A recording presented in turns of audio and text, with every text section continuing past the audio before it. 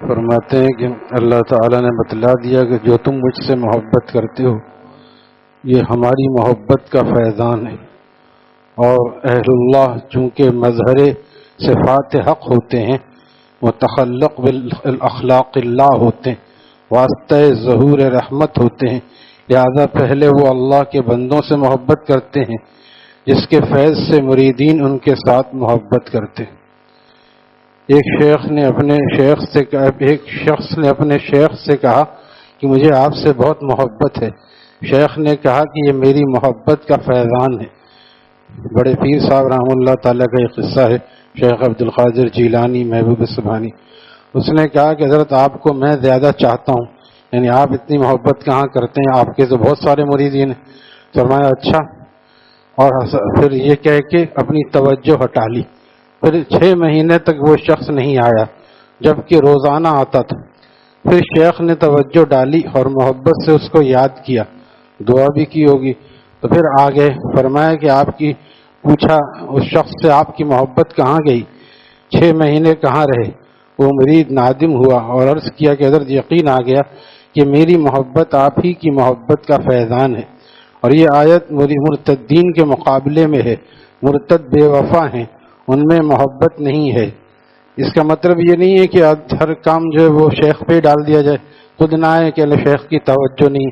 توجہ ہوتی ہے جب بندہ سالک طالب حاضر ہوتا ہے، اور جیسے کوئی محلے میں رہتا ہے وہاں بھی بیٹھتا ہے، کہیں دور بیان ہے وہاں بھی جاتا ہے، اس کی باتوں پہ عمل کرتا ہے،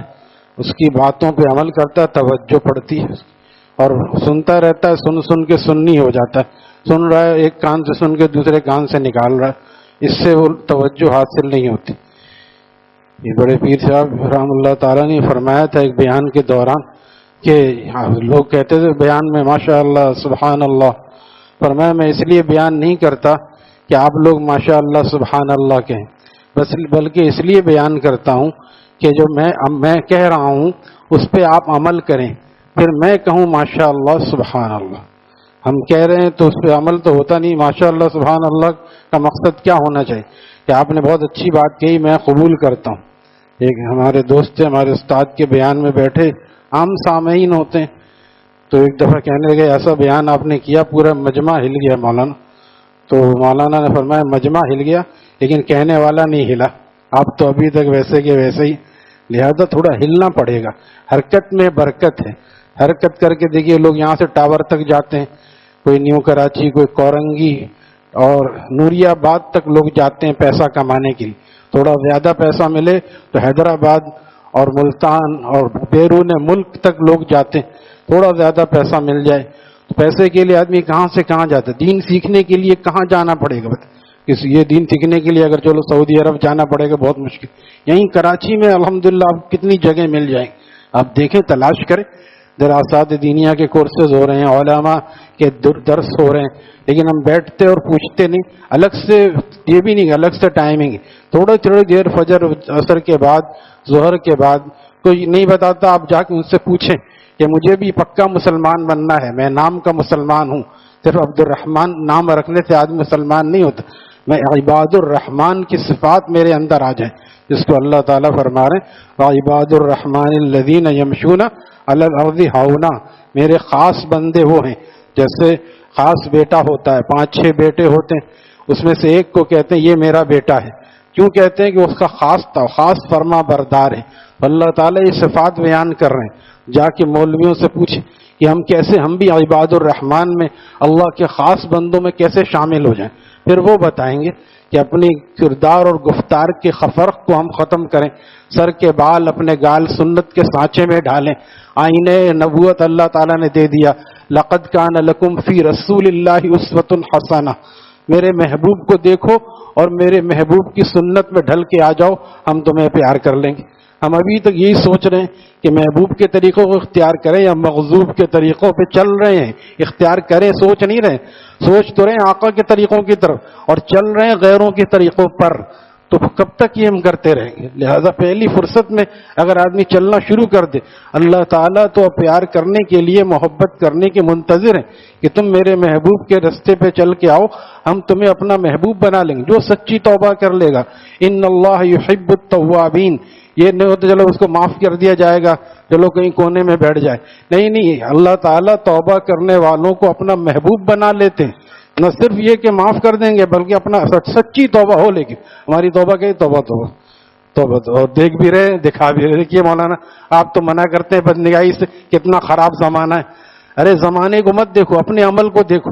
یغضوا من ابصارہم ہر مسلمان کے لیے، صرف مولوی اور صوفی کے لیے نہیں ہے، صرف عربی کے لیے نہیں، عجمی کے لیے، پر ہر ایک کے لیے کہ اپنی نگاہ کی حفاظت کرو۔ نہیں ہو رہی ہے تو اس سے بھی مشورہ کریں، اور مولوی حضرات کہ میں نظر نہیں بچا پاتا، موبائل ہے، ہاں موبائل تو اتنا بڑا ہے جو جیب میں نہیں آ سکتا، موبائل اتنا بڑا جو جیب میں نہ آئے، گاڑی اتنی بڑی ہونی چاہیے، ہمارے چیز تو چاہتا ہے نا، ہے یا نہیں، جو گھر میں داخل نہ ہو سکے، لیکن داڑھی، جو گاڑی بڑی ہے تو داڑھی بھی بڑی ہونی چاہیے۔ اچھی گاڑی اچھی ویلتھ کی دلیل ہوتی ہے کہ یہ پیسے والا آدمی ہے۔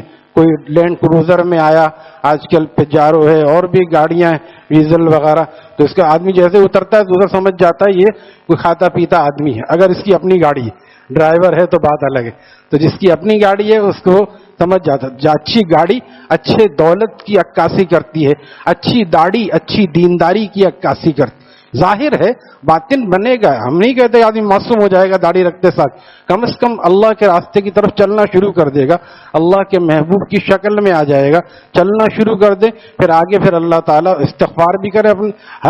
ہم تو جیسے تیسے ہیں، سبھی جانتے ہیں، بقول شاعر ایک ہی کشتی کے ہیں مسافر، ہم سارے کے سارے لوگ۔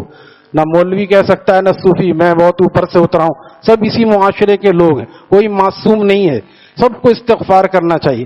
ہم نے ان بزرگوں کو دیکھا کہ جنہوں نے کبھی موبائل اس وقت تک ایجاد نہیں ہوا تھا، اور ہوا بھی تھا ان کو چلانا نہیں آتا تھا، اور اس سے پہلے حضرت پھول پوری تھے جو 1960-62 میں انتقال کر گئے، ہر تھوڑی دیر بعد کہتے یا ربی معاف کر دیجیے۔ کیا گناہ کیا تھا انہوں نے؟ جو گناہ نہیں کر رہے ہیں وہ تو اتنے استغفار کر رہے ہیں، اور ہم دن رات گناہ کر رہے ہیں، ہمیں 100 مرتبہ استغفار کی توفیق نہیں، 100 مرتبہ درود شریف کی توفیق نہیں، قرآن کی تلاوت کی توفیق، صحیح پڑھنے کی توفیق نہیں ہے۔ ایک بی کام نے مجھے سنایا کہ میرا قرآن سن لو، آخری صورت ہے کل اعوذ برب الفلق، بتاؤ یہ کوئی گاؤں کا دیہاتی سناتا تو افسوس نہ ہوتا، شہر کا رہنے والا بی کام اور اچھی تنخواہ پانے والا، دنیا میں اتنی محنت کی کہ دنیا میں اچھی تنخواہ کے لیے 14 سال لگائے، اور آخرت میں کامیابی کے لیے 2-4 مہینے بھی قاری صاحب کے پاس نہیں بیٹھے کہ میرا قرآن صحیح ہو جائے، میرا قرآن الحمدللہ رب العالمین۔ یہ صرف قاری اور امام کے لیے، ہر مسلمان کو چاہیے قرآن صحیح پڑھنا۔ ورتل القرآن ترتیلا، قرآن کو ترتیل کے ساتھ پڑھو۔ اور فرمایا نبی علیہ السلام نے القرآن حجت لک او علیک، اگر اس کو ہم نے صحیح پڑھا اور اس پر عمل کی کوشش کی، عالم نہیں بن سکتا آدمی، مفسر نہیں، ہم کیسے سمجھیں، ہمارے پاس ٹائم ہی نہیں، جو سمجھے ہوئے ان کے پاس بیٹھ جاؤ وہ سمجھا دیں گے انشاءاللہ، وہ گھول کے پلا دیں گے، ان سے پوچھنا ہے کیا فرماتے ہیں، آپ ہمیں بتاتے جائیں، ہم عمل کرتے جائیں۔ اگر یہ ہوتا کہ ہر آدمی جس کو توبہ کی توفیق ہوئی فوراً بنوری ٹاؤن جائے، دارالعلوم کراچی جا کے عالم بنے تو مشکل کام، کہیں نہ جاؤ، بس جو تھوڑی دیر بیٹھو دین حاصل کرو، جو بتایا جا رہا ہے اس پہ عمل کرو، اور اس لیے عمل کرو۔ ڈاکٹر سے دوا لی جاتی ہے، ڈاکٹر سے نہیں پوچھا جاتا یہ آپ نے آج نئی گولی کہاں سے دے دی، اس کے کیا خواص ہیں، اس کی اجزاء ترکیبی کیا ہیں، ڈاکٹر اسی طرح علماء سے مت پوچھو آپ نے یہ مسئلہ کیسے بتا دیا، کیونکہ جب وہ عالم ہے تو اس پہ اعتماد کر لیا، اب اس کو اس کی بات پہ بھی اعتماد کرنا پڑے گا۔ جس طرح ڈاکٹر پہ اعتماد کر کے اس کی دی ہوئی گولیاں چاہے نام پتہ ہو یا نہ ہو کھاتے ہیں، اسی طرح عالم کی بات پہ اعتماد ہونا چاہیے کہ جب یہ نیک ہے تو ہمیں نیک ہی راستہ بتائے گا۔ پھر اسی لیے ایسے لوگ اسی لیے کامیاب نہیں ہوتے، کبھی میڈیا دیکھتے ہیں، فیس بک دیکھتے ہیں، فلانے اینکر پرسن کو دیکھتے ہیں، ایسے لوگ پریشان رہتے ہیں۔ علم حدیث، قرآن و حدیث کا علم سینوں میں ہے، میڈیا پہ اور فیس بک میں نہیں، یاد رکھ، اس میں ایسے لوگ بیٹھے جو اور بجائے راستے پہ آنے کی گمراہ کرتے، اچھے خاصے یہیں بیٹھ کے، ابھی صاحب کو میں دیکھ رہا تھا کہ رفع دہن کر رہے ہیں، داڑھی یہیں بیٹھ کے رکھی اسی بیان میں بیٹھ کے، اب ان کو کسی غیر مقلد نے پکڑ لیا، ان کا کام یہی ہوتا ہے، یہ جا کے کسی بے نمازی کو نہیں پکڑیں گے، جب آپ نماز پڑھیں گے نا پوچھیں گے تم علم شریف کیوں نہیں پڑھتے پہلے، ہماری تو نماز ہی نہیں ہوتی، ایسے لوگوں کو پکڑ کے یہ غیر مقلد بنا دیتے ہیں. تو پھر بھائی ادھر ادھر گھومتے ہیں نا، اس لیے ایسے ہو جاتا. ارے غیر مقلد کیا ایک فتنہ ہے، یہ کوئی دین نہیں ہے. ایسے ایسے مسائل ہیں جس کو ہم بتائیں تو آدمی پریشان ہو جائے. اس لیے جو دین سیکھے ہوئے ان کے پاس بیٹھے. جو حضرت نے یہ فرمایا، شیخ عبد القادر جیلانی، محبوب سبحانی، ان سبوں نے اپنے اپنے مشائخ بنائے تھے. کوئی ولی اللہ آسمان سے نازل نہیں ہوا، انبیاء نازل ہوتے تھے، انبیاء مبعوث من اللہ. لیکن اولیاء اللہ اسی زمانے میں اسی زمین و آسمان زمین پہ پیدا ہوتے ہیں اور مجاہدات کر کے اللہ والے بن. ان کے پاس بس تھوڑے دن آدمی بیٹھ جائے، چند گوئی خواجہ نظم و نثر فاش، اپنی زبان کو بند کر لو تھوڑی. ہاں میں یہ سمجھتا ہوں، مجھے بھی پتا ہے.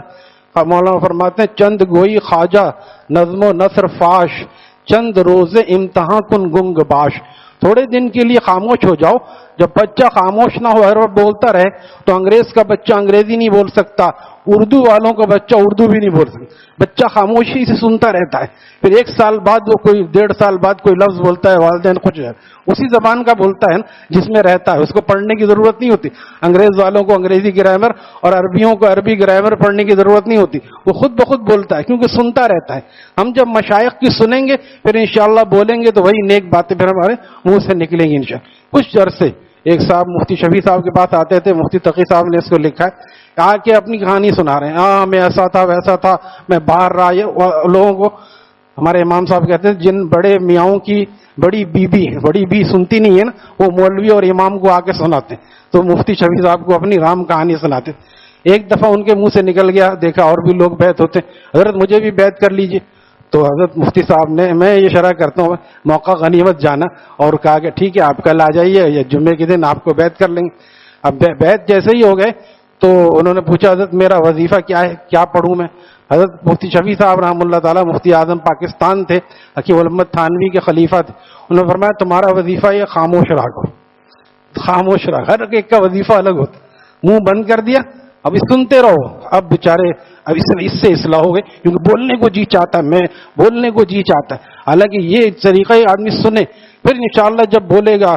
دیکھیے فیروز میمن صاحب کی خانقاہ جا کے دیکھیے، میں نے ان کو دیکھا 1993 میں حضرت کے پاس آتے ہوئے. بالکل عام سے آدمی تھے. ایک آدمی نے آ کے خود پہ محنت کی، اپنے خاندان پہ محنت کی. آج جا کے دیکھیے اتنی بڑی مسجد، اتنا بڑا ادارہ، سینکڑوں نہیں ہزاروں کی تعداد میں ان کے مریدین پاکستان میں بھی اور اس سے باہر بھی. یہ کوئی نہ مولوی نہ کچھ، ایک میمن کاروباری جب اس نے اللہ کے راستہ اختیار کیا، اخلاص کے ساتھ اللہ والے کے پاس بیٹھے. آج دیکھیے ہزاروں ان کے معتقدین اور مریدین موجود ہیں. ایک آدمی چاہے ایک چراغ سے کتنے چراغ جل رہے ہیں. ہم ابھی تک وہیں کھڑے، کوئی دوسرا چراغ جلے تو خود بھی بجھ جائے. بعض چراغوں کی روشنی اتنی کم ہوتی تو یار آج کے دور میں بہت مشکل ہے. ہاں واقعی بہت مشکل ہے. کیوں مشکل ہے؟ تم نے چل کے دیکھا ہے، کیا ہے کبھی کر کے تو دیکھو، داڑھی رکھ کے دیکھو، پھر دیکھو لوگ تم سے دعاؤں کی درخواست کریں گے انشاءاللہ. میں ایک بار موسمیات سے وہ لڑکا آتا تھا حضرت کے پاس، تو وہ آ کے کہنے لگا ذرا رنجیدہ سا تھا، کبیدہ خاطر.